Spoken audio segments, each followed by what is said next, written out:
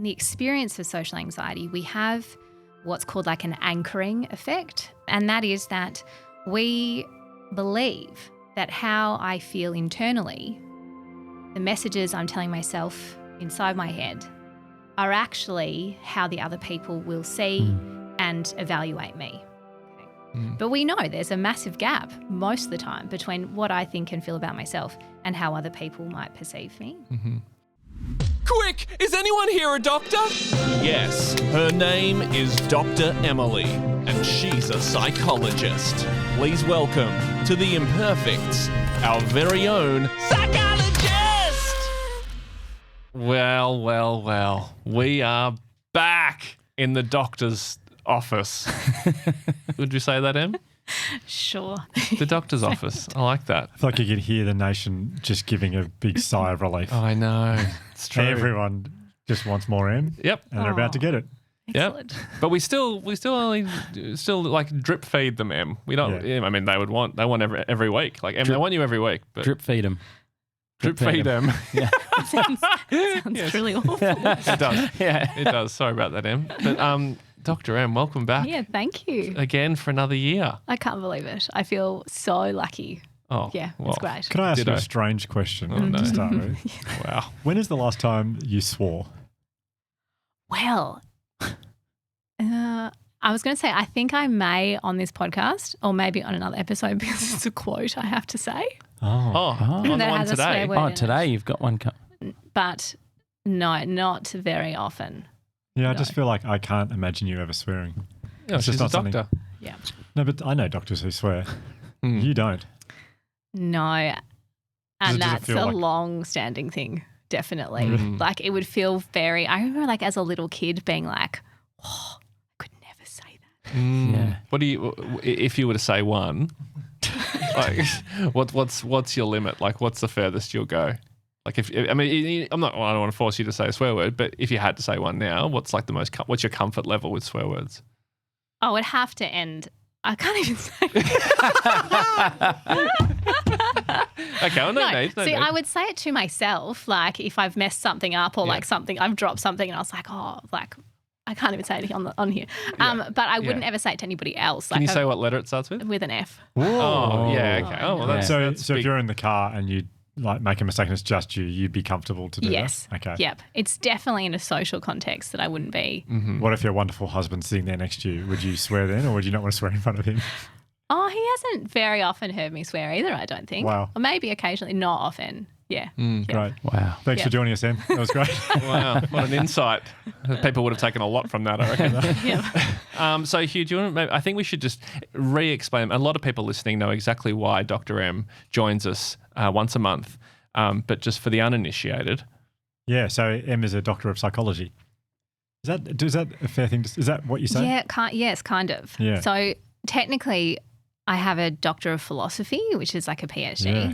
but it was in psychology. So Okay. yeah, yes. So Em and I go way back to when we were working at the Bourne Cinema together when we were 17, 18 years old.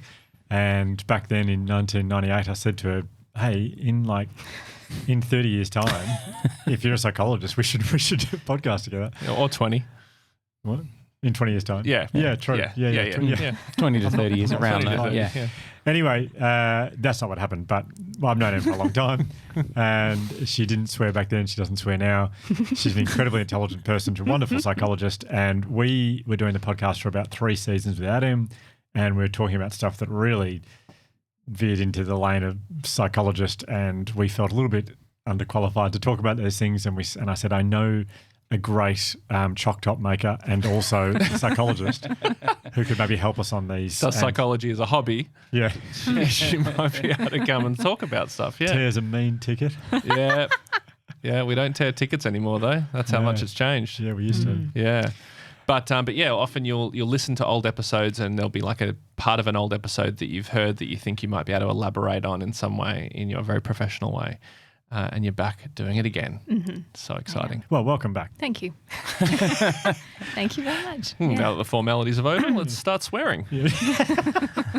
That'd be a great vulnerability tea house question for Em. It just says swear on it. That's it. Just Yeah. reel out a whole lot of them all in Yeah. a row. Profanities, yeah. Yeah, that Yeah. would be.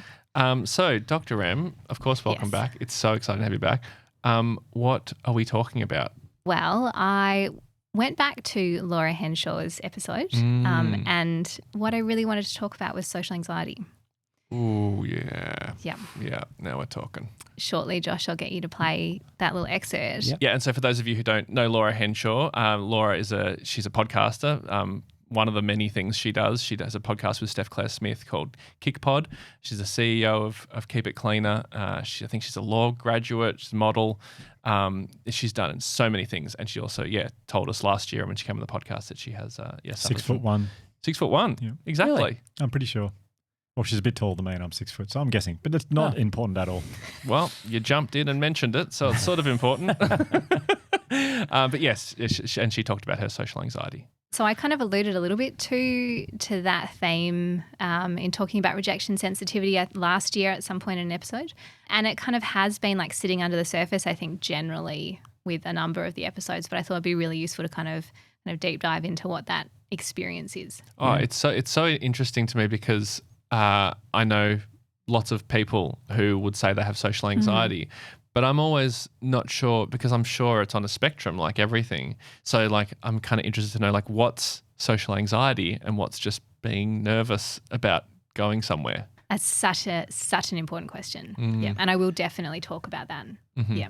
Great. Awesome. Okay. So Laura Henshaw's episode. Do you need any context around? So she's talking about, I guess, her experience of social anxiety and what that looks and feels like for her. And it will lead into her talking about what she notices when she's on her own podcast and what she notices in her social life.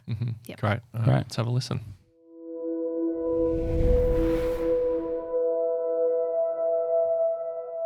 Even when we have people on the podcast sometimes, after they leave, I'll think, I talked about myself too much. I didn't listen enough. They're going to think I didn't ask good enough questions, that I'm not smart enough, that I shouldn't be doing this podcast, and they're going to think they've wasted their time. And that happens a lot. I think that's something, I suppose that's social anxiety because it's questioning, it's even when I have a birthday or something, I'll run around to everyone, and I'm getting better at it now. But there was a time where I'd run around to everyone and be like, oh, you don't have to stay. Please no, you can leave at any time. Or it's like when you ask someone if they're available, like to catch up or whatever, it's like checking first, making sure, if you have anything else on, like please, like make sure you do that. Don't think you have to hang out with me, because it's like that fear of you never want anyone else to be. And I think that maybe comes from, because I'm a people pleaser and I really struggle to say no, I often find myself in situations sometimes where I don't want to be somewhere just because I'm, when you burn out and you're really exhausted and you're like, why did I should have said no. And so I think because I have those thoughts, I then think that in every other situation I'm in, that people would be having the same thoughts about me.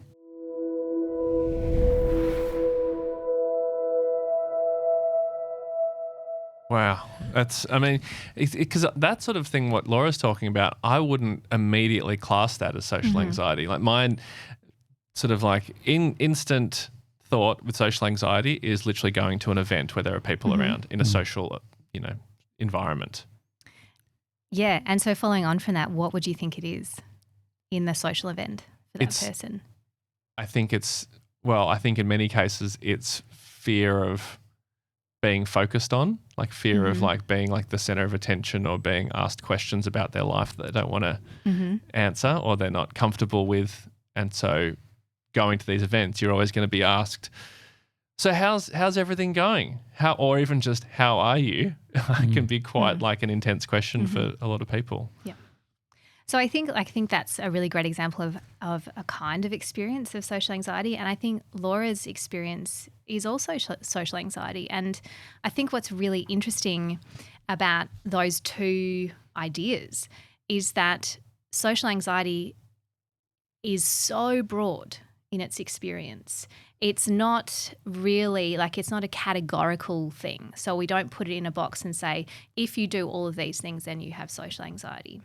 So yes, in like the DSM, so the Diagnostic and Statistical Manual, which we use to diagnose mental illness or psychiatric conditions, that there is a diagnosis in there of social anxiety disorder.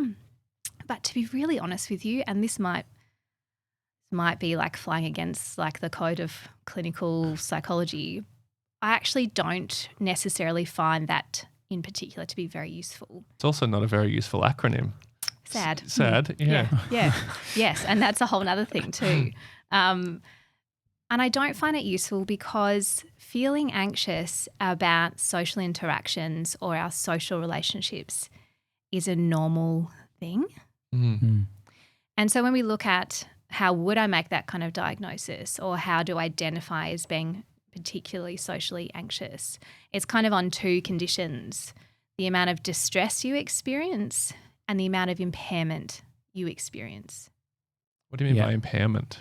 So how much does this feeling of anxiety impair my life, basically? Yeah.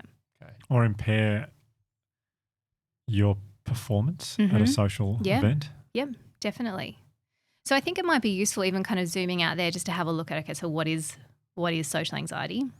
And at its heart, we're looking at a fear of negative evaluation. Okay. Yeah. Yes. Okay. And if we follow that line of thinking further, what sits almost at the very bottom is some kind of fear of rejection, which is coupled with deep feelings of shame. Can that negative evaluation, because of course it feels like you're talking about the fear of other people evaluating you negatively, but could it also be you, like a feeling that you have about yourself being triggered? So if you feel like I'm useless or whatever your feeling is about yourself, and I can't get a job, and whatever the feelings are of like you're not lovable, that the person you're talking to might not be thinking that at all. They're just asking you like, oh, how's work going? And then you say, oh, I'm still in between jobs, and you try and avoid the question. They're not thinking anything negatively, but it's caused you to feel negatively about yourself. Yes. So really, really important kind of message in there, and that is that in the experience of social anxiety, we have what's called like an anchoring effect, and that is that we believe that how I feel internally, the messages I'm telling myself inside my head, are actually how the other people will see and evaluate me. Okay. But we know there's a massive gap most of the time between what I think and feel about myself and how other people might perceive me. And there's some really interesting research by David Moscovich from the University of Waterloo in Canada, and he identified 4 domains of social anxiety, and I think they're really useful. Like I really kind of quite like this approach to understanding it. And so the first domain is appearance. So when you're out in a social situation, your anxiety thoughts and feelings will be related to, is what I'm wearing okay? Is how I'm looking good enough? Am I fitting in from like an appearance point of view? So in that domain, we can get really preoccupied with like planning with what to wear beforehand, or constantly checking how I'm looking in the mirror, for example. Does that resonate? Or the belief that I still can't get my head around, which seems entirely true to Jam, which is that I have nothing to wear. And it's like, you do have lots of things to wear. There's lots of really, really great things, but she truly believes that I have nothing to wear for this specific thing she's going to. Yeah, so that can be part of it. The second one, and this is so common and I think shows up a lot, certainly in my office, is anxiety about anxiety. So that in a social setting, other people will notice that I'm anxious. So other people will hear my stammering voice, other people will see me sweating, other people will know that I'm really anxious. There's like a real self-consciousness to that domain. Does that kind of make sense? Yeah. The third one is social skills. So I'm anxious that I don't actually have the social skills to be in these conversations. And that is an example like that I will stutter, or that I will stumble, or I won't know what to say. I have nothing to say. I don't know how to respond to these questions. So they're really social skill-based fears. Could that be also sort of like a feeling of like, oh, I'm not as smart as them. Like they're a intellectual crowd and I won't be able to keep up and I'll look like an idiot.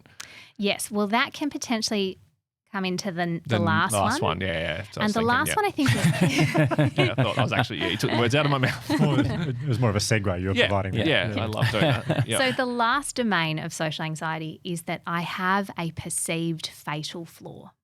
And that looks like I'm unlovable, I'm a failure, I'm worthless, and I must do everything to cover up people actually realizing this about me. So that can kind of look like Can it be material things as well? Like if you were hanging out with a certain crowd who are very wealthy and you didn't feel like you were, you'd be like, I don't want them to know that I'm not as wealthy as that, or something like that. Yeah, and so there's big shame attached in that one, that there's some not enoughness to that experience. Yeah. I feel like when this was a suggested topic, social anxiety, I was thinking, I don't think that'll cover, there are going to be a few people out there who definitely feel that that's them. But now you've outlaid those 4 domains, I've realised that'd be a lot of people. Yeah. A lot of people would be affected by that. I would say, this is entirely anecdotal, but I would say that I don't know anyone who has not experienced social anxiety at some point in their life.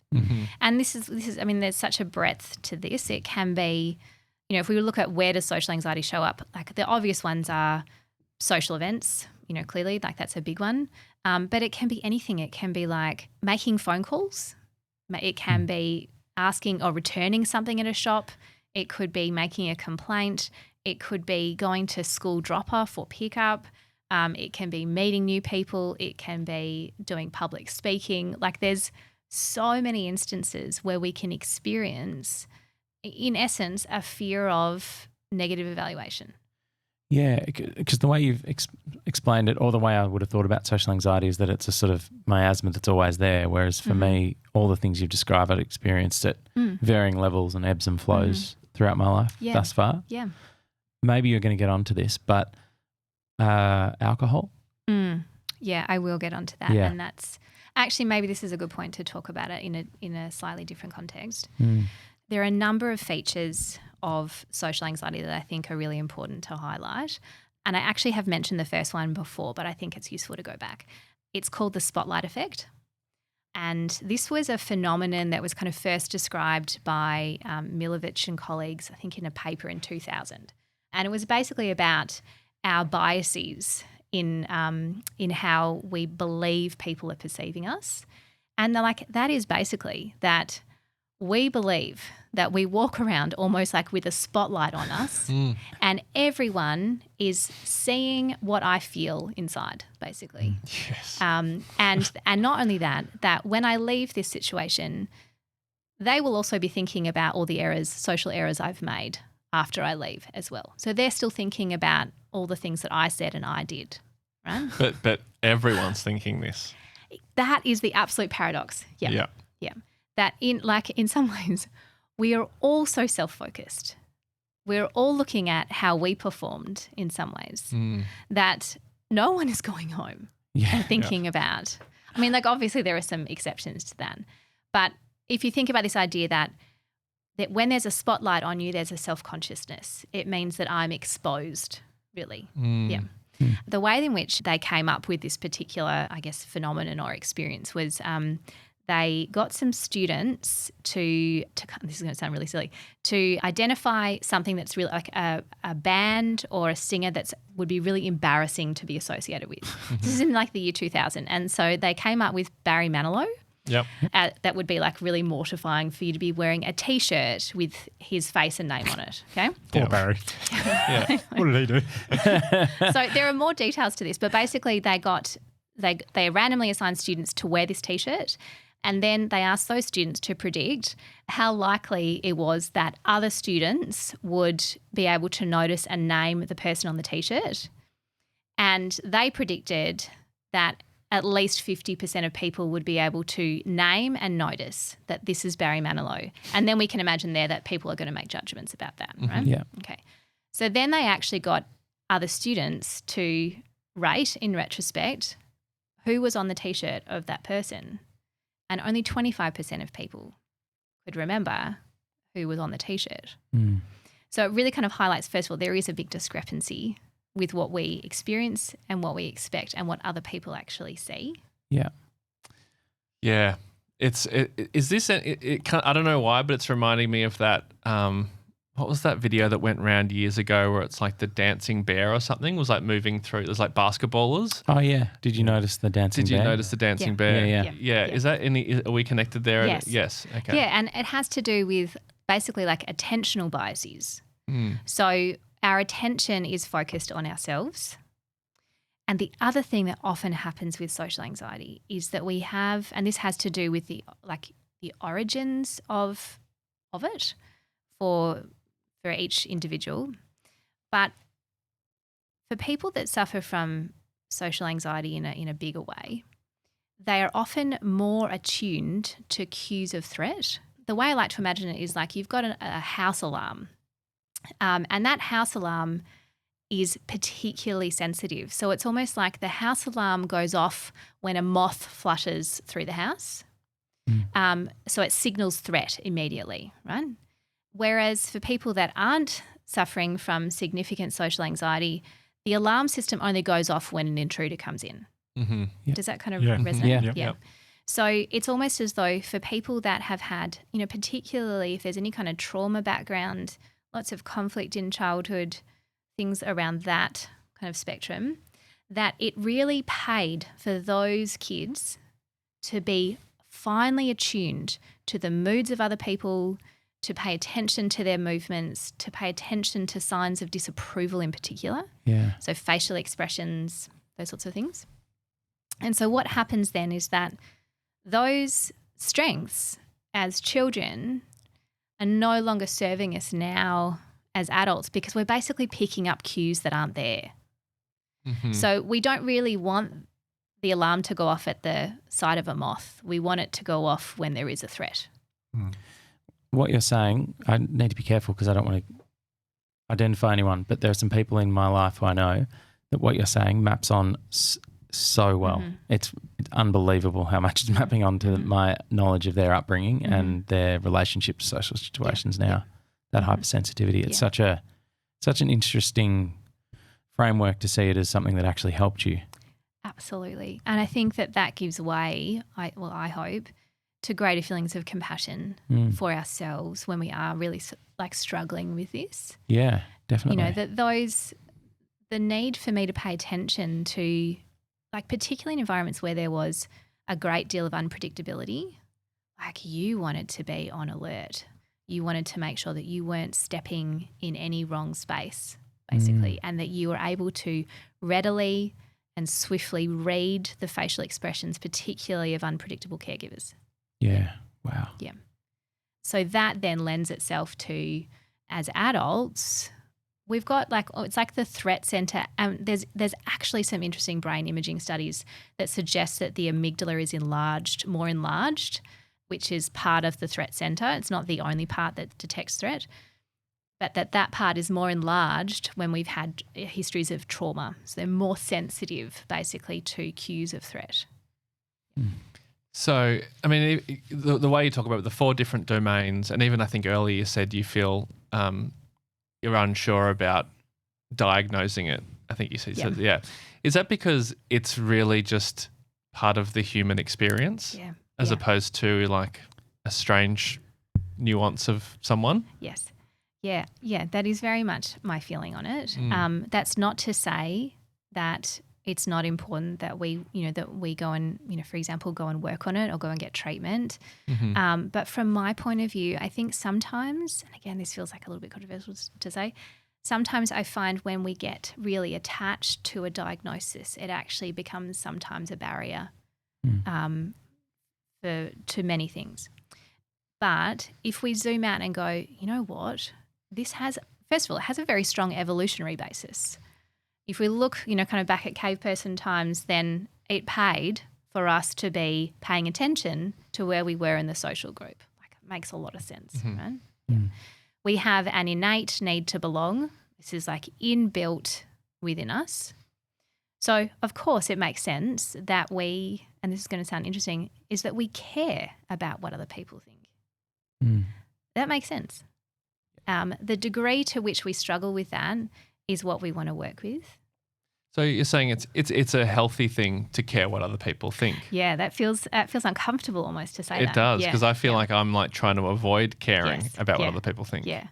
And so I might get to that when we talk a little bit about how to work with it. Mm-hmm. So what might be really relevant in here is also to mention the role of people pleasing and how frequently as a people pleaser you're more likely to experience social anxiety.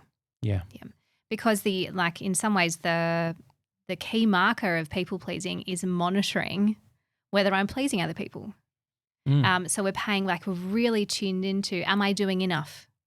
And that becomes almost again, exposes us to this fear that I'm not doing enough, that I am being the flip side of the coin is am I displeasing people or not pleasing people enough? Yeah. Because if I don't do enough, if I'm not pleasing people, then people will leave me. Oh God, is it that severe for people when in their say people pleasers? If we truly unpacked people pleasing or self-sacrificing, then one of the kind of core beliefs that sits under there is that if I don't do things for other people, if I'm not pleasing other people all the time, then people will leave me. I will be abandoned. I will be rejected. I'm not enough if I'm not pleasing people. Wow. Can I ask about the role of empathy in all this? Because I feel like empathy could be miscategorized by yourself and mixed up with people pleasing and this whole thing, and it could get quite confusing.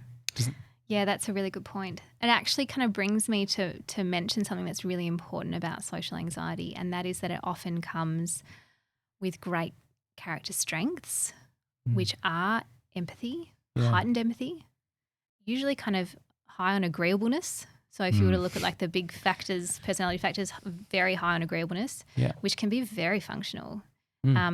Agreeableness being you agree with people a lot? Yes. But even if they say something that you don't agree with, in that moment, you assess everything and go, that's so true. Yeah, and you it's don't like think a pro-social action to ensure belonging to the group, essentially. Yeah.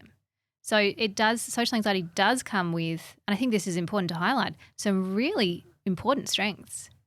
Highly attuned, highly empathic, conscientious, often attuned to helping others, more inclined to be altruistic. Actually, there's a really great book by Ellen Fredrickson, I think it is. Hendrickson. Yeah. I think you're thinking of good old Barb. Yes. Yeah. Just came into my mind. And she's written a book called How to Be Yourself, which is great, and it's on social anxiety. And she also has a really wonderful free online training for people that are suffering with social anxiety. And she makes the really interesting point that the opposite of social anxiety is not self-confidence. The opposite of social anxiety is being a sociopath. Whoa. Head exploding And emoji. so if we look at that, the reason being is that when you're a sociopath, you have a blatant disregard for other people's feelings, thoughts, interests, behaviours. Yeah. In social anxiety, we have a preoccupation with the thoughts, feelings, expectations of other people. So at this point, I'd love to do a whip around the table to see, and you don't have to play this game if you don't want to, because I don't know if you're allowed to, but I'm just interested to know if any of those domains appear for you guys in social anxiety, or are there any examples you can think of social anxiety? Do you have social anxiety, or have you had it, and where does it show up for you? I've had all of them at many points in my life. The reason why I brought up alcohol before is I feel like alcohol, I used it for a long time to dim the spotlight. But I'm going to come back to that. Sorry. No, that's fine. I reckon this is a strange one to bring up, but the fourth one that was about, can you say fatal that? Flaw. Perceived fatal. Yeah. Fatal flaw. I reckon for a while around you, Ryan, I felt that because you're so funny, and I've seen you be so funny in the public domain, and then when we first met, I feel like it took me a while to think that I could have any self-worth or worth around you without being, because I'm not that funny. Oh, without being funny? Yeah, which is so strange because I think it's funny. Funny is a strange word to use, but when it took me a while to work out how to. I just felt like I felt anxious because I would if I make a joke, I'm like, oh, I wonder if he'll laugh. And that would give me the self-worth. And if it didn't get the response, then it would be like, oh, yeah, you're not as funny as you. That confirms that you're not very funny. Because I see you in my mind as a professional and you are hilarious to be around. So it was and I'm not trying to put this on you. I just thought it was an interesting thing to bring up. This is all really good stuff. Yeah, definitely keep all this in. But it took me a while to move past that and realize that. And interestingly, I feel like the more I was able to move through it, and I don't exactly know how, maybe we can work out how, but then I found myself actually being myself, which meant we were just friends and friends laugh about stuff, and it was no longer pressure, and I could be myself and be funny in certain situations without that pressure attached. Does that make sense? It makes sense. And I've had the exact same feeling in other situations. Like I think that's pretty common. I mean, the weird thing is I just don't judge people based on how funny they are. Just because I like trying to be funny, it's not. I'm not like unless I'm like going to a stand-up show where they've said I'm funny, come buy a ticket to watch me be funny. There's no other situation where I'm judging someone based on their comedic ability.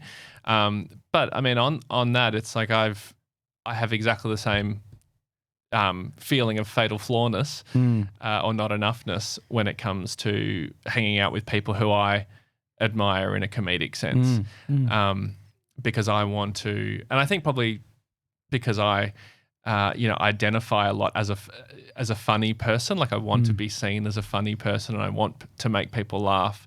And so when I'm spending time with people who I think are really funny, if I'm not being funny, which is most of the time, because I don't think I'm much of like a gagster, in social environments that much.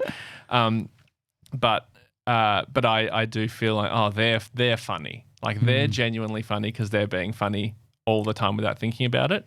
And that's when I do feel a little bit, I do sometimes get the not enoughness in that sense.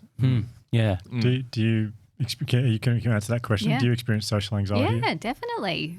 And I think that's even just important to acknowledge too that, I'm a psychologist and I'm not also a superhuman that doesn't experience any kind of uncomfortable emotions or feelings. Are you able to say like what domain or like? So, I mean, it varies. And I think I've never experienced like really profound social anxiety where I felt really overwhelmed and unable to go to an event, for example. But I think a very easy example of this would be when we were doing the live shows. Mm-hmm. And you're a guest on the live show? I was a guest, yes. And Bridge told me before I went on stage, she said, just be careful, there's a cord there, don't trip over it. And I was like...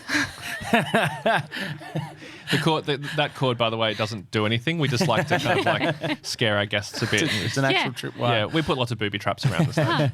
And for a second, this is just what I was about to go out. For a second, I was like, I almost swore then because that was my internal dialogue. I was like, fuck. What happens if I fall over? Like what happens if I trip over? Yeah. So that's a socially anxious thought, right? And then the obvious outcome would be, oh my God, that would be so humiliating. Imagine what would happen if I tripped over the cord in front of an entire stage full of people. Like how embarrassing. Yep. And I'll come back to like how I kind of worked with that. But yeah, of course. Of course I experienced those things. Definitely. How about you, Hugh? No. Nah. No, I am superhuman. Yeah, or a sociopath. Yes. I would say I've gone through stages where I feel like I don't have it at all.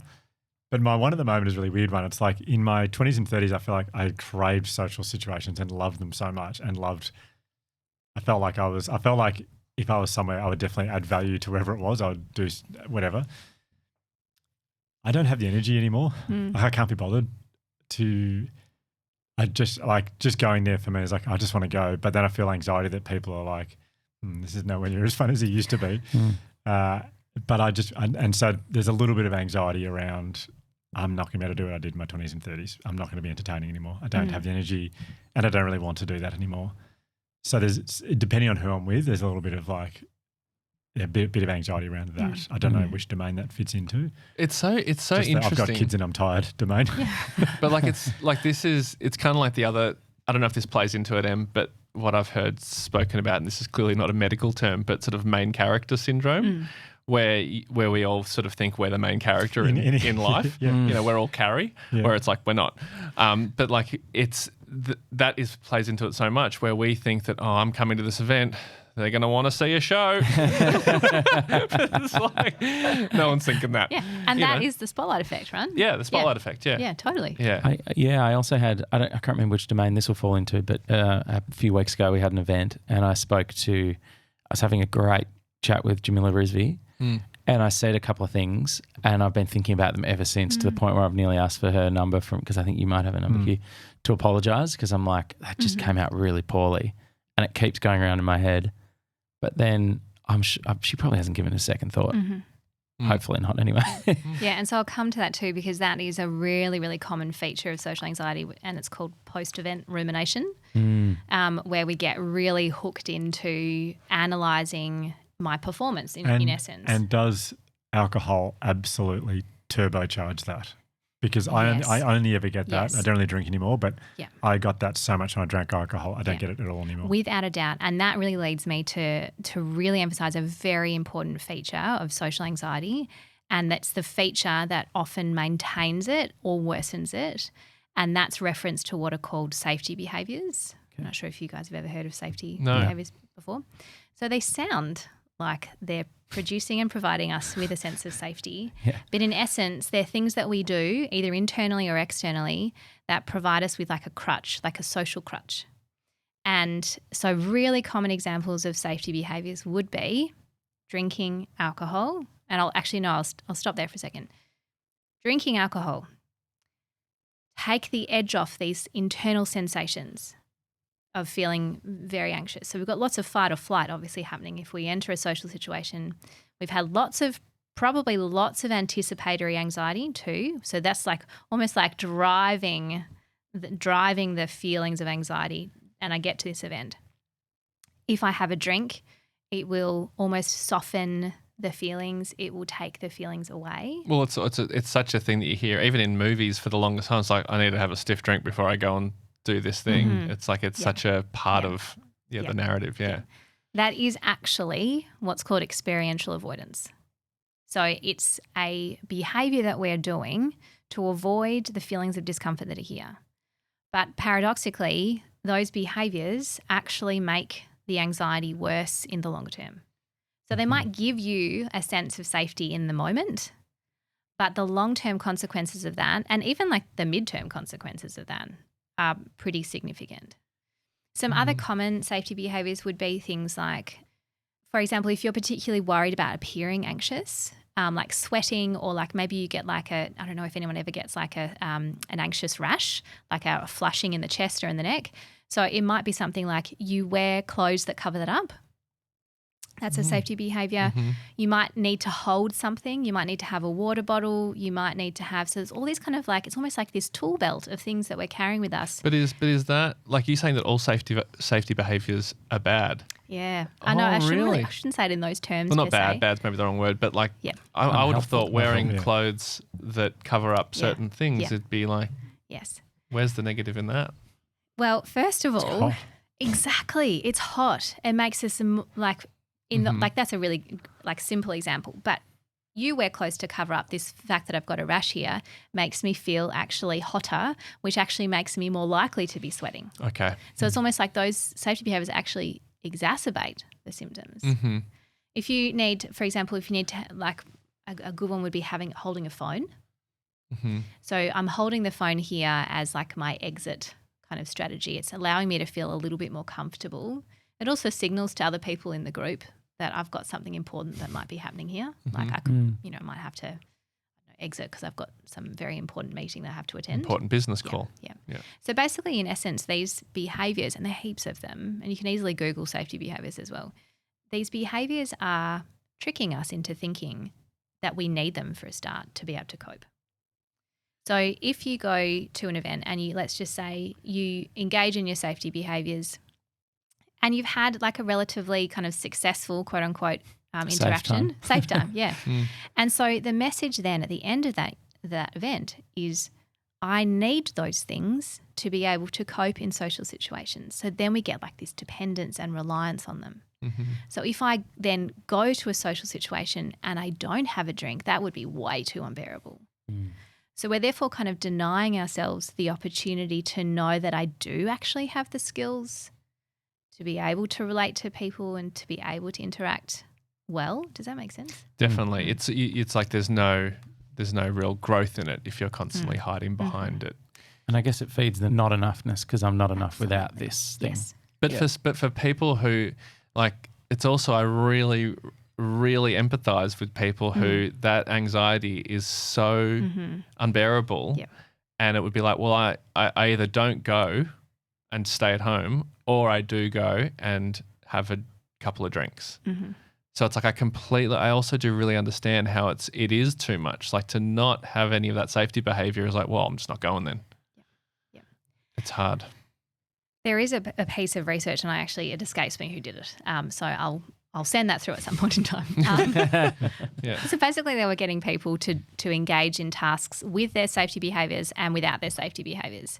And then they asked the people that they were in interactions with to rate basically how enjoyable that conversation was. And for the most part, the people that stopped using their safety behaviours were more enjoyable to have chats with. Mm-hmm. So it's almost like we can actually I'm not having to grip so tightly onto this anxiety. If I can let it go and I can show up and almost like have this this interaction, that's actually more enjoyable than the experience with my safety behaviour. Just raw dogging it. Raw dog and social events. Yeah. Because then I guess there's alcohol, but then you could also pair like drugs and like Valium and definitely. beta blockers and all those sorts of things. Yeah. Yes. Yeah. And gosh, like the beta blockers is a really tricky one, and I don't want to step on anyone's toes in terms of prescribing it, but that for me, like it just takes away our capacity to know that we can cope. Mm-hmm. So really, it's a big area. So I don't want to go too much into that. But If we were just to take, because I've been thinking a lot about alcohol recently because I don't really drink anymore, and I've been thinking about like people medicate to go into social situations with alcohol. If you actually think of it as a medicine, it's like you have to have it. It's like if you had a tablet and it made you feel pretty good for about 15 minutes. But after 15 minutes, you need to have another tablet. And then you feel pretty good for a little bit, and then you have to have another tablet after every 15 minutes. And after about 4 or 5 tablets, it stops really working anyway, but you sort of need to keep doing it so you don't crash completely. And then because of this medicine, you don't sleep properly. And because of this medicine, you wake up really early. And because of this medicine, you feel 10 times worse you did before you went to the situation. It's a terrible medicine, but we all continue to take it. It's a terrible medicine, absolutely. And the other thing that it does, aside from the impact on us the next day, is that it is not uncommon that we actually experience like a self-fulfilling prophecy there. So if I'm starting to drink more to cope, then maybe my behaviour actually becomes maybe more problematic. Maybe I say things that perhaps ordinarily I wouldn't say. Maybe I actually offend people and I can't remember it either. Like that's the other thing. And so in some ways, when we're drinking, we're actually denying ourselves the opportunity to really show up to what we value, to show up to the interactions that are important to us. And it makes sense. Oh my gosh, it makes sense. Like I think we can feel so paralyzed by this feeling. But the alcohol absolutely makes it worse. With what Hugh was saying about like comparing it to taking a tablet, like of course it doesn't sound great. Has there been any research done with like on the use of a placebo in these environments? Because I don't know much about placebos at all, but I do know that they can be very effective. And without wanting to doubt anyone's true anxiety that they feel, but I just wonder if there's any research done on the use of like fake Valium that people think is real, but or even know is not real or whatever. But the use of a placebo in that environment, I'd just be interested to know if that would. Look, I don't know exactly, but I'm sure there is, and I'm sure it would have the same outcome. So it's this, like even taking the placebo is my safety behaviour. So it's almost it takes like you away your ability to think you can cope. Yes. Oh, so you think even the placebo is bad? Yeah. Interesting. Yeah. So if it's different if you know it's not going to do anything. Like that's probably another thing. But if you didn't know and it was still, so if you didn't know you're going to take this particular medicine that didn't have anything in it, it would still tell me that I need this thing to be able to cope. I need this thing to get through. Yeah. And so what that shows us is that we never actually learn that we can genuinely be okay without Space it. Jam.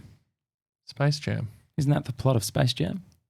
I'm trying to remember. Doesn't Bugs give them a placebo thing and then they Oh, yes. and they play really well, but then Oh. they lose it or something, and then they have to keep playing knowing that it's not actually real, and then they have to see the belief Actually, in I think themselves. it's also Dumbo.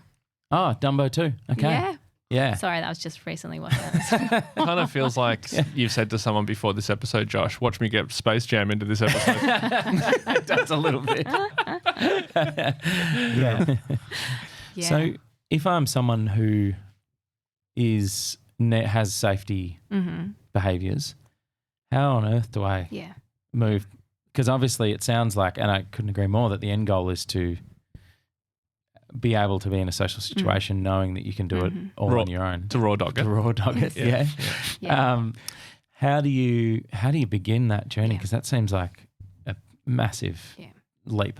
Yeah, you're totally right. And I think that really bears kind of emphasising, and that is that this is not just as simple as saying stop your safety behaviours, because what sits at the heart of that, the need for that, is often so much pain. And so much, like it almost can feel unbearable at times. And so I really want to acknowledge that kind of upfront. And I think there are many things that we want to do. First of all, I wouldn't recommend dropping all of them all at once, but it might be that, for example, you could start with one thing, or that, you could drop it. And like, for example, with drinking, maybe you can see how you go for the first half an hour without drinking. So we can kind of really be kind of gentle around, how we practice that. But there are heaps of other things, like safety behaviours aside, that are really relevant when it comes to kind of understanding how we approach this. And so there are kind of, from my point of view, there are kind of three, like almost like categories that we want to look at. The first is how you manage the anxiety before. So this is like the anticipatory anxiety.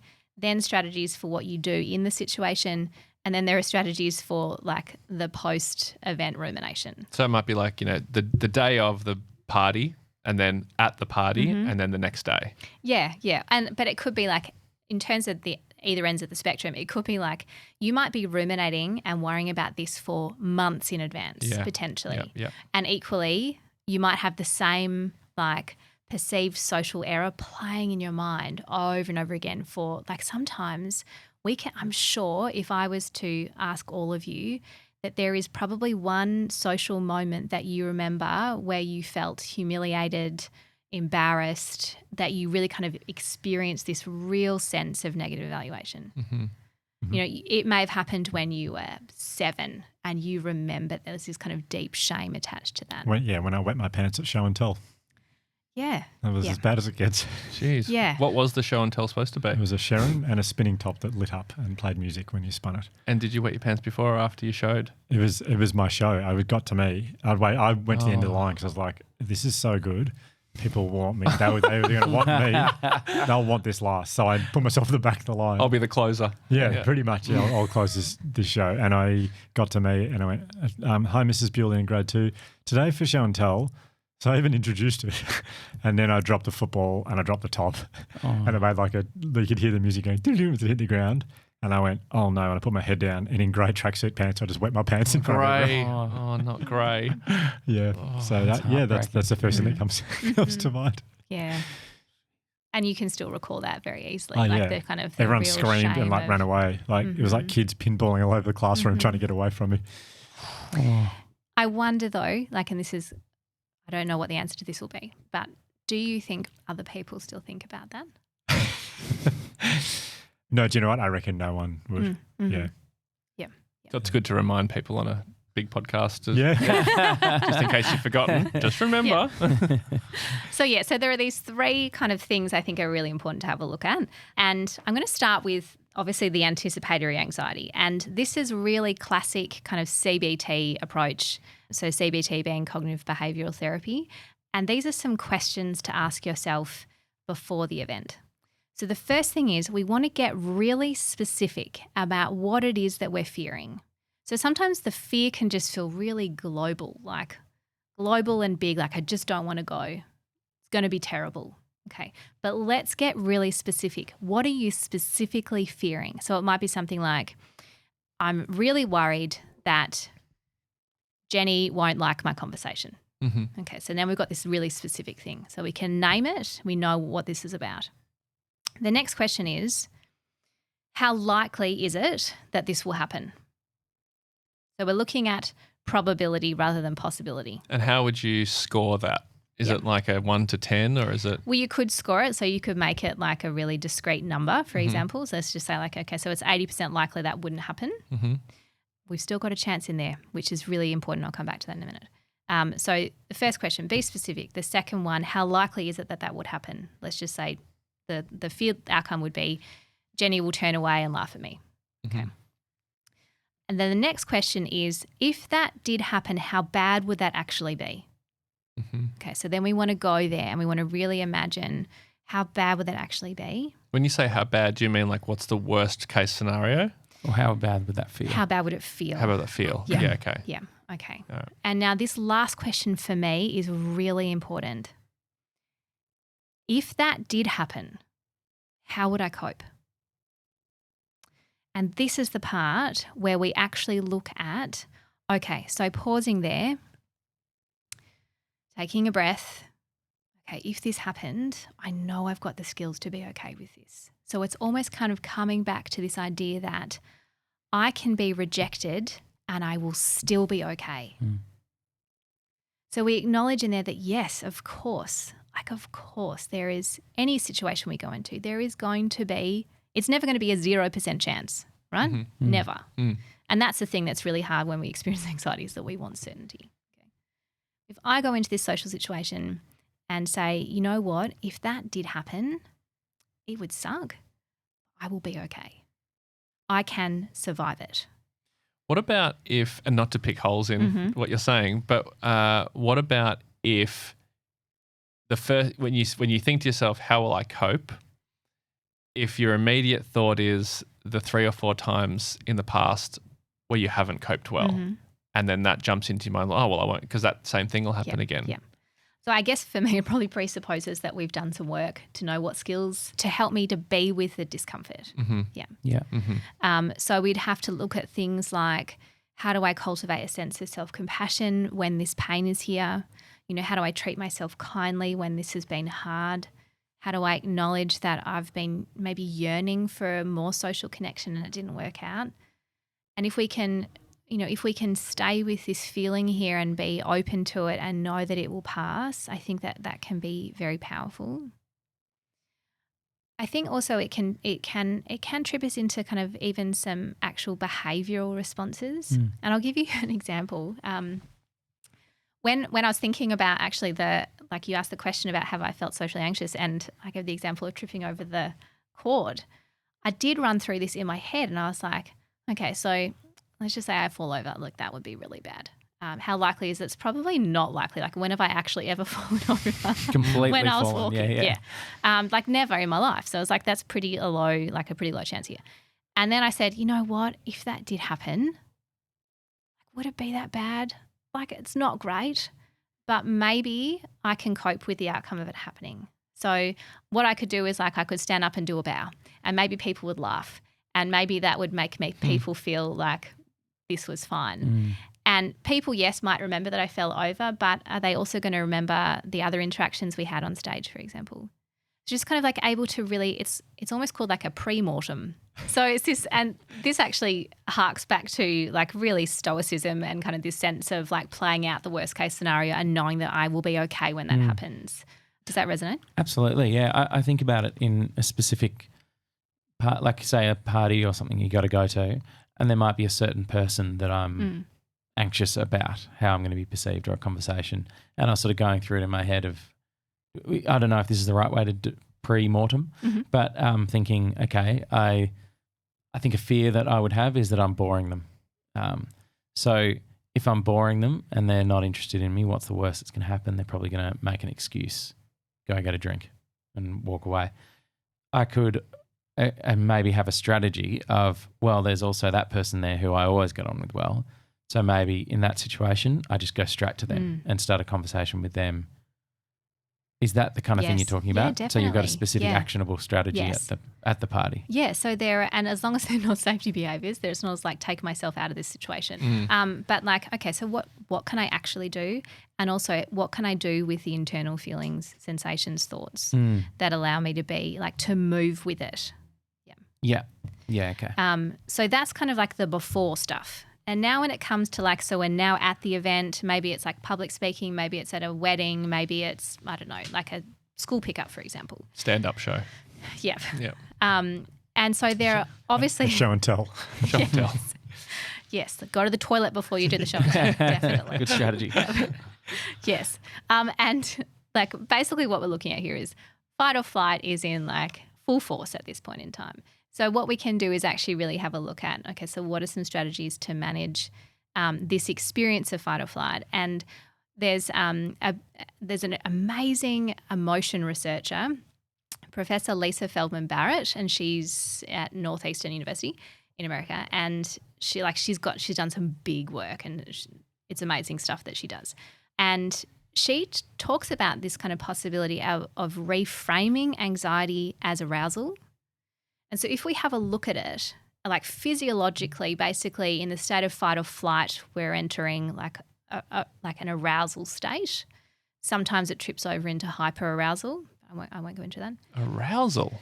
Yeah. So basically like physiologically, our nervous system is mobilized, and that's technically called arousal, basically. And we can see obviously what relevance this has in terms of having sex. We need the body to mobilize itself, basically. Yeah.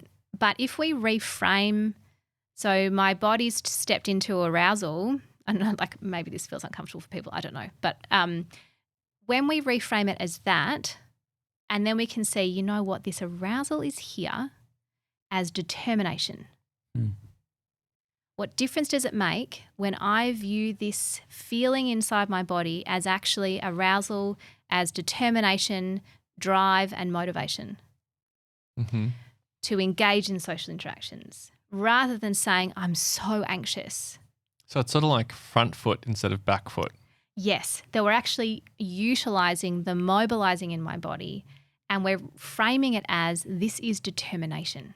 Ooh, God, that's cool. And what comes with that, and this is such a beautiful quote, and it wasn't actually from her, but she quotes the martial arts teacher of her daughter who said, so she starts off by saying, this is arousal, this is determination, get your butterflies in formation. Oh, wow. Yeah. Love it. Yeah. And I love it so much because it's not about getting rid of the anxiety. This is not about that at all, but about really allowing us to work with the feelings and to know that they're here for such a good reason. That's an amazing visual. I mean, for anyone who's seen Mighty Ducks, I just imagine the flying V. Exactly what I thought it was. It was really? Really? Oh, I went like military square. Oh, like right. Ready to march. Oh, yeah. Well, that works too. Yeah. Yeah.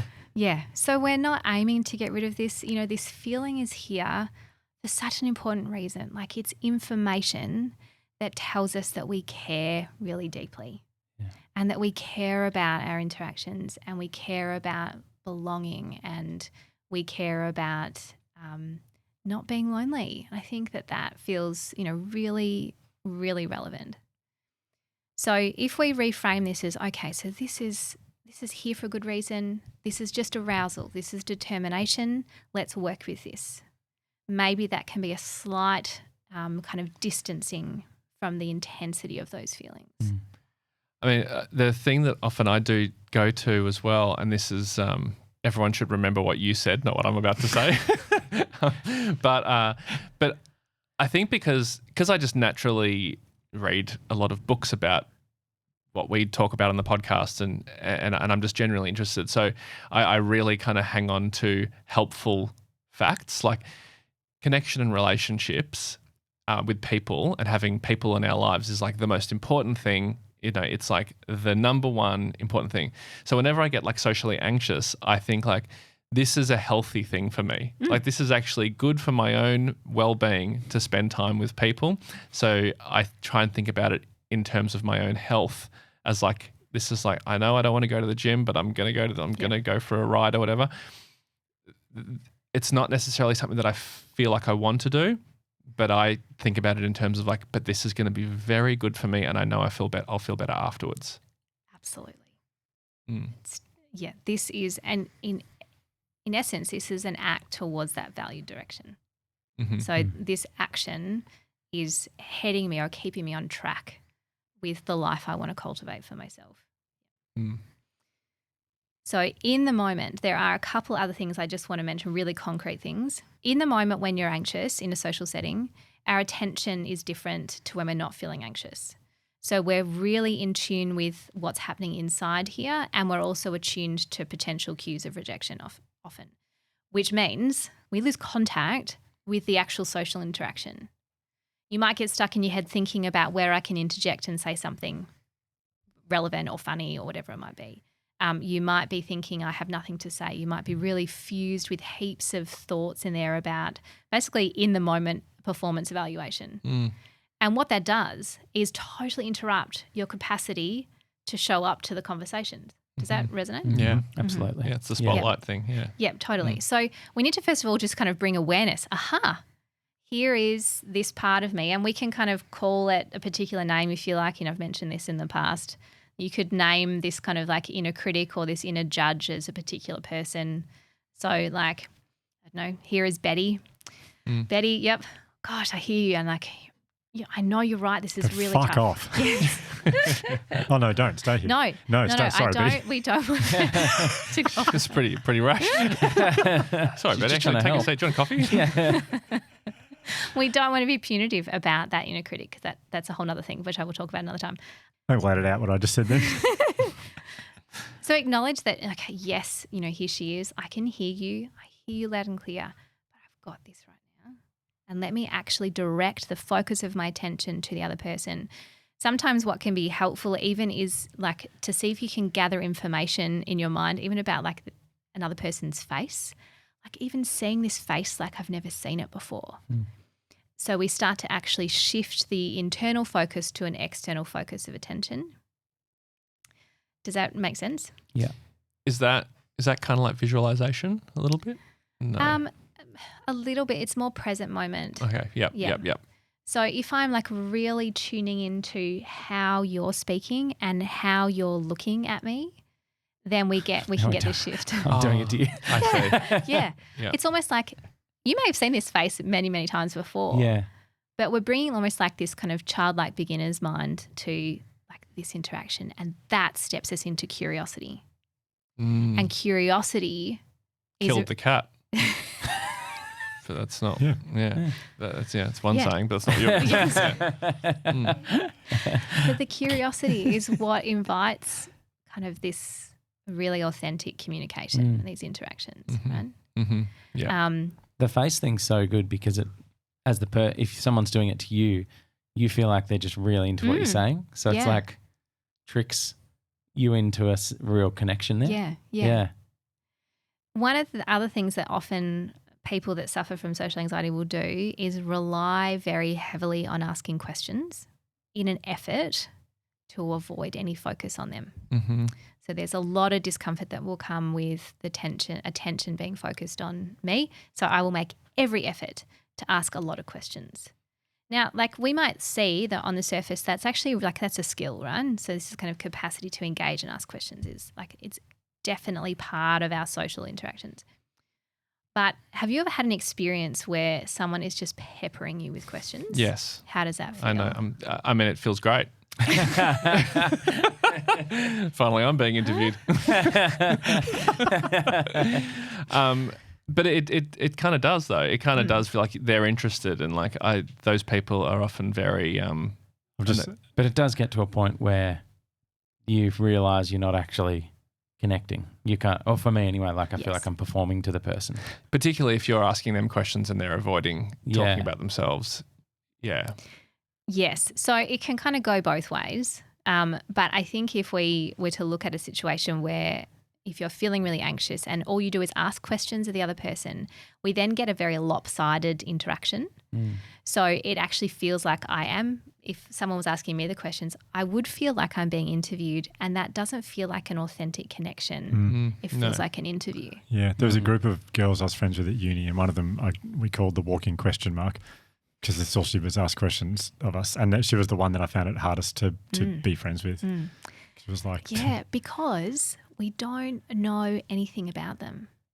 So this is like the questioner, from a space of asking questions. And this could be an interesting insight into people that go into psychology. I'm very comfortable asking the questions. In this position as being a psychologist, no one ever has to ask me a question. Like that's kind of like not an uncommon thing. Mm-hmm. But the questions are protecting me from exposure. They're protecting me from vulnerability. It's like you sort of control the situation as well. Absolutely. Yeah. So what we want to look for are things, and I think it's Ellen Fredrickson. Oh God, I'm going to get her name wrong again. Anyway, Ellen Hendrickson. Hendrickson. Yes. Her kind of tip on this is to look for the hooks. So the hooks in a social conversation might be, how was your weekend? And the other person says, I went rock climbing and then I did this. And then you go, oh, that's fascinating. And then you can bring in your own experience. And it's not that we're wanting to invalidate or minimize or move away from the other person's experience, but we're relating in some ways, and then we can ask another question. Mm-hmm. But you got to give a bit of yourself. There has to be a little giving. Yeah. Yep. It's not about oversharing, but around kind of this really kind of reciprocal questioning. But if the question being asked of you is, how's work going? And you're not working, or you have just been fired, or work's terrible and you don't want to talk about it, or it brings up a shame in you, it's like, how do you answer that question? In the moment, it can be quite hard. I think it is hard, and I think it really depends on who's asking the question. What your boundaries are in terms of sharing information. And so if it's a random person or someone like an acquaintance that's asking you, how is work going? I think we can sit on the surface there and be, like, oh, I'm actually not working at the moment, but I've got a few other plans in the works. How about you? Whereas if it's a closer friend, like maybe there is an opportunity there to say, I'm actually really struggling. It's like been really tough about this. Yep. Okay. So we're kind of reading. So it's like judging how much to expose depending on your relationship. Yeah. Yes. So that's kind of some of the social skills stuff in the moment. It's so good. Can I do an ad? Yeah. This sort of like actually. Hey, Ryan, Josh. No. Just a quick ad for not drinking. Oh yeah. Yep. Because are we getting paid for this? Or is this an endorsement deal you've just recently signed? I haven't told you guys. No, I went to. I mean, this is people listening. If you've been in this situation, you'll know the feeling of going to your partner's friends' weddings, and it's a long day. So Penny's friend, who lives overseas, so I've only met her a couple of times, and I don't know her friends at all.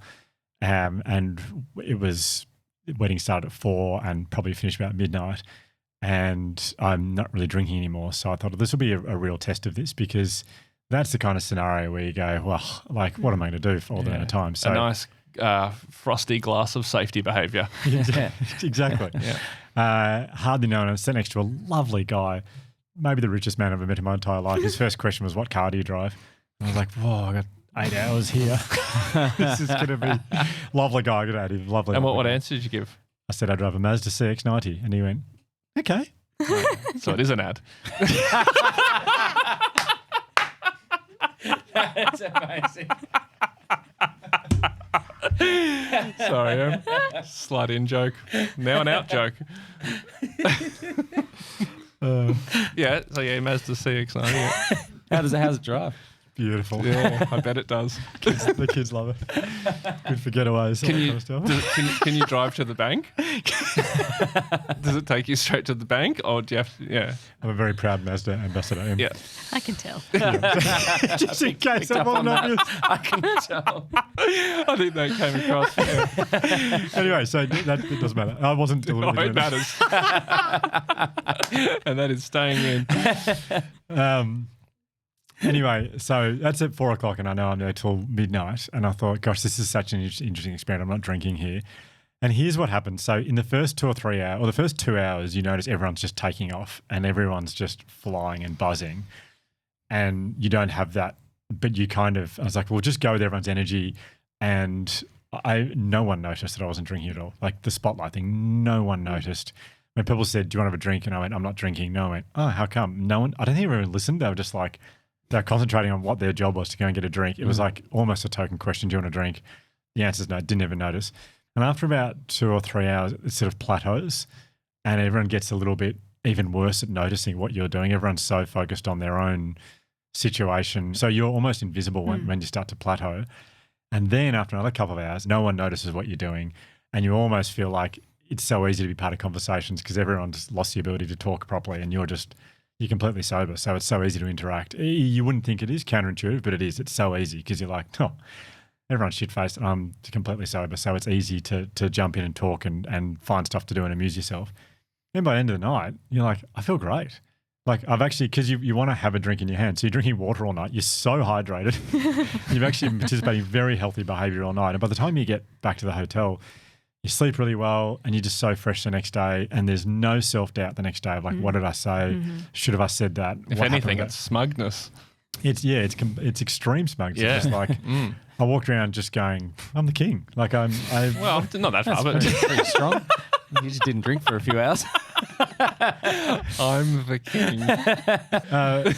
Anyway, it's just, there was the social anxiety that I anticipated and was and braced myself for, it didn't exist. And to be honest, by the end, I was feeling like I had to have a glass or something in my hand. By the end, I didn't. I didn't need to have my phone. I just stood there. I raw dogged it. And there's a certain the raw dogging is a reference to an older episode, just so you know. And for everyone listening, going, doesn't that mean like not practicing safe sex? Apparently it does. That's what it means. But we use it for another term. Anyway. Yeah. To be super clear, you mean like when nothing's involved. Like there's another good example of the guy on the plane who did a flight from Melbourne to LA and watched nothing, just stared at the seat in front of him. Yeah, he was raw dogging. He was raw dogging the flight. Yeah. Can you believe that?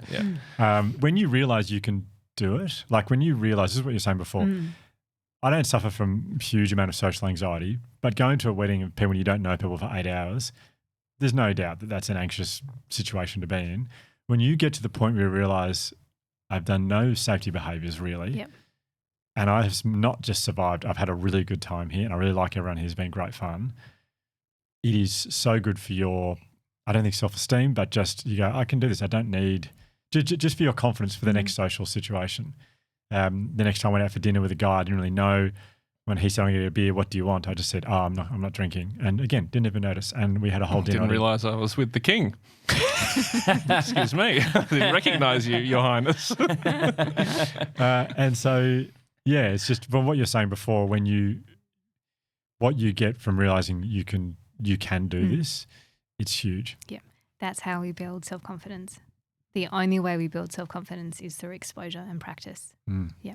I think that this is the misnomer about social anxiety is that you have to wait to feel confident before you do things. And this is 100% the opposite. We have to almost literally fake it till you make it.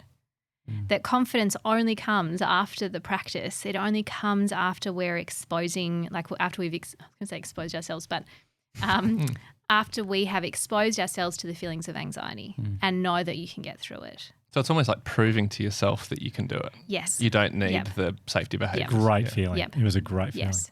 Because no one starts off self-confident. No one is born being self-confident. It only comes from gradually expanding your comfort zone through practice and exposure. That's really interesting because I think probably, without having thought about it too much, the assumption is that some people are confident and some people aren't. Yep. Like you're kind of born with it. Yep. But that makes much more sense that, of course, we're all born basically with the same level of confidence and it goes up or down. Yeah. And, of course, that's influenced by, childhood experiences. For anyone that has experienced any kind of bullying, in primary school in particular, that really, like, it can set an early trajectory in some ways to, to feeling more socially anxious. Yeah. There's just one other element I wanted to mention about self-consciousness, and that is how unpracticed we are at feeling self-conscious because of our phones. So, like, for example, like, I remember, like, as an adolescent, even things like waiting for someone to come to meet you, you'd have to just sit there. Yeah. With nothing. Nothing. Or maybe look at the menu, and, like, I've read everything on the menu. I was sending off faxes, but yeah, most people. Yeah, we are so unpracticed at being self-conscious that we avoid it kind of at all costs. And our phone then becomes the obvious safety behaviour there. I don't have to feel self-conscious that I'm standing here on my own. And so we need to get better practiced at, like, see if you can take moments where you literally just look up and notice that I'm in this world here, and also notice that other people aren't looking at you. I often think that it's like that. I went through a phase, unfortunately I have to call it a phase, when I used a flip phone, where I got rid of my smartphone. And so I was much more self-conscious for like the however many months I did it for. And I was so aware. I was like self-conscious, but I was also them conscious of like how much people were stuck in their own little world. And it is shocking, and we all see it. Like, even if we're on our phone, you look up and you see everyone's on their phone. You're like, oh God, look how the world has changed. But yeah, to know, because even I remember, Hugh, you told that story around, like, this is early in the podcast, told that story about when you went to the pub without the phone. Yeah, gosh. And you got in that conversation with the bartender, and it was like this incredible interaction. And as you explained, if you had your phone, you never would have spoken to the guy. Yeah. And that helped him in that particular example. But in how you're talking about it, Em, it's more like it's building your own level of confidence and proving to yourself you have the ability to talk to a stranger. Yes. Whereas with a phone, there's no way you even give yourself the chance. We don't even need to. Yeah. We no longer have to be uncomfortable. I mean, would a phone be a more common safety behaviour than drinking now? Quite possibly, yeah. So you're at a social event, and maybe you genuinely feel very uncomfortable about approaching someone to talk to them, or like approaching a group of people, and so you get out your phone. Yeah. Like, so I'm physically at the event, but I'm psychologically not with any kind of interaction there. Yeah. I just thought of a moment where I feel social anxiety after Queensland Rugby League, the State of Origin team, win a game. That game's finished by 9:30, 10 at night. We're in the changing rooms. Everyone's drinking, and probably there till 3 a.m. with supporters and like partners and families all in and I feel uncomfortable talking to the players because I don't want to look like I'm like, because they're always on camera, and it's like I don't want to look like I'm trying to be anywhere near the camera. So I'm like talking to supporters and partners and family members, and I don't understand the rules of the game, so I can't really participate in the conversation around what just took place.